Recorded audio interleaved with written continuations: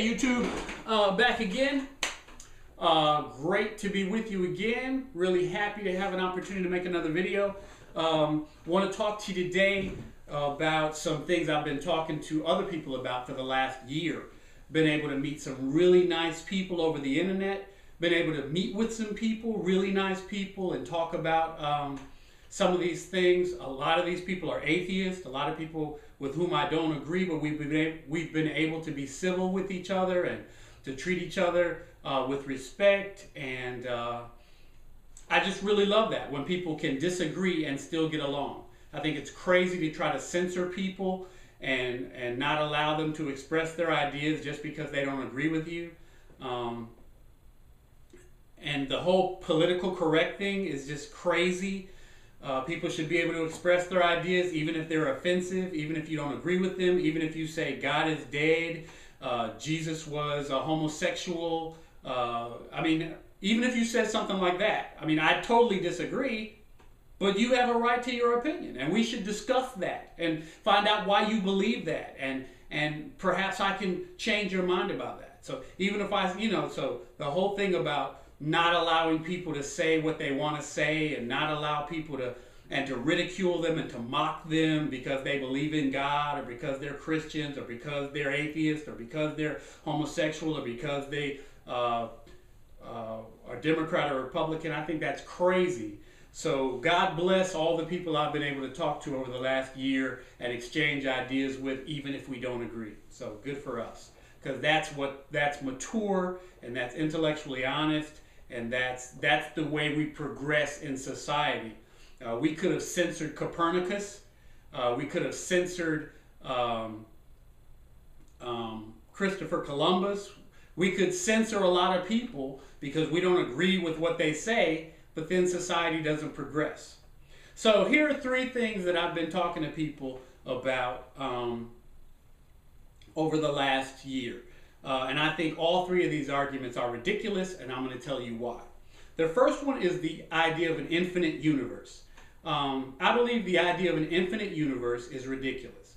Usually I talk to people and I say, I believe there's a God. If there's not a God, can you please explain to me where all the matter in this universe came from?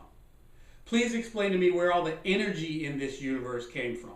Please explain to me where this universe came from. It didn't just pop out of nowhere. Where did the universe come from if there is no God? And then someone who has been steeped in naturalism their whole life, who refuses to entertain the idea of God, will say, well, the universe is infinite. It always has been. It came from nowhere. It has no creator. It's just an infinite universe.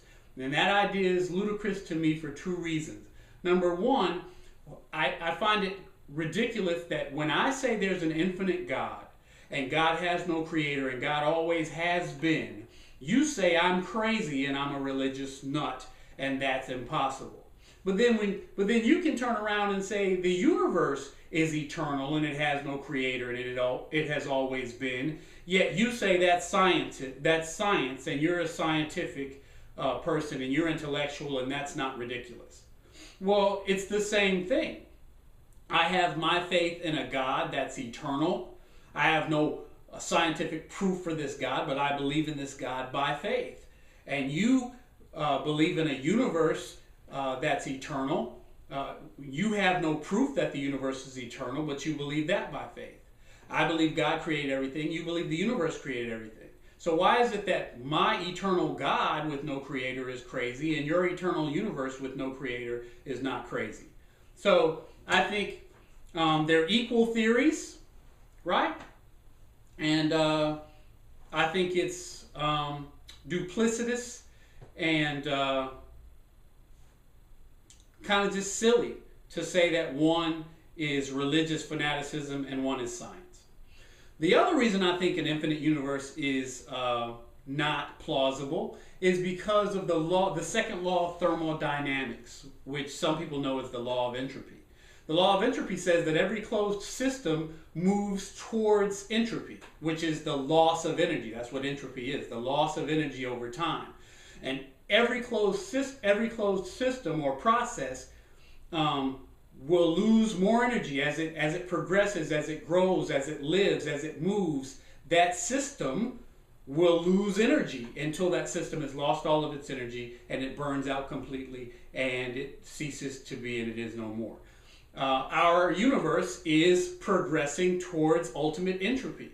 It's losing energy every day. The sun will eventually burn out. This earth will eventually burn out. All the stars will burn out. This universe will eventually be no more. That's a fact. So if this were an infinitely old universe, then we would already be at ultimate entropy. All of the energy in the universe would have already been used up if this was an infinitely old universe. And so I don't believe this is an infinitely old universe because of that. Also, scientists have proven, if you look at it, if you research, you know that scientists have proven that this universe did have a beginning. So it's not infinitely old. And that's, I don't have the names of the researchers, but look it up. It's proven fact. The universe had a beginning. Secondly is the idea of a multiverse. I believe that a multiverse is a ridiculous idea because there's zero evidence to support a multiverse. There's zero evidence that tells us that a multiverse is an actual thing. There just isn't any. It's a nice idea if you're trying to find something other than God. If you can't entertain the idea of God and you have to have something, a multiverse is something great to jump on. But there's no scientific foundation for a multiverse. And the last one is abiogenesis. Oh, let me tell you what the multiverse theory is in case you don't know. The multiverse theory is, the universe had to come from somewhere. We refuse to believe that it was God, so we have to have something. So perhaps there are hundreds or maybe even thousands of other universes in this multiverse, and we're not the only universe. And so perhaps one of these universes spilled over some of its energy and some of its matter and created our universe. So our universe was created from another universe that's a part of one of these hundreds or thousands of universes. That's a part of this multiverse. And that's nice to, it's a nice idea, but there's nothing scientific that we can look to prove that idea. It's just, we have nothing. All right? Thirdly and finally is abiogenesis. Abiogenesis, the law of biogenesis, as you may know, states that life only comes from life. So you can put this chair out in a perfect environment. This is a non-living matter. You can put it in a perfect environment. Doesn't matter how long it stays there, will not produce life because non-living matter does not produce life.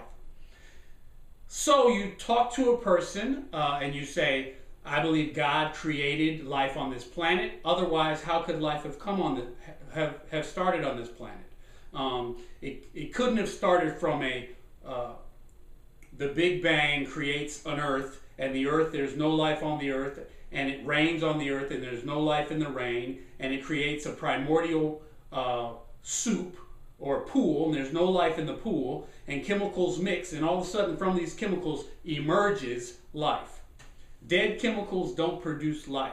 Nothing non-living can produce life. And so God had to produce life because God is living.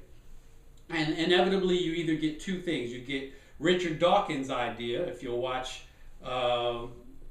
Vivendi Entertainment's movie called Expelled, you'll see that he says, and I own the movie so I know this, he says that perhaps some space aliens came and seeded life on the planet, and that's how life got on the planet. But that begs the question, how did life get on their planet? See, so once you throw out the space alien idea, then you have to say, well, you have to grab onto something because you can't entertain the idea of God.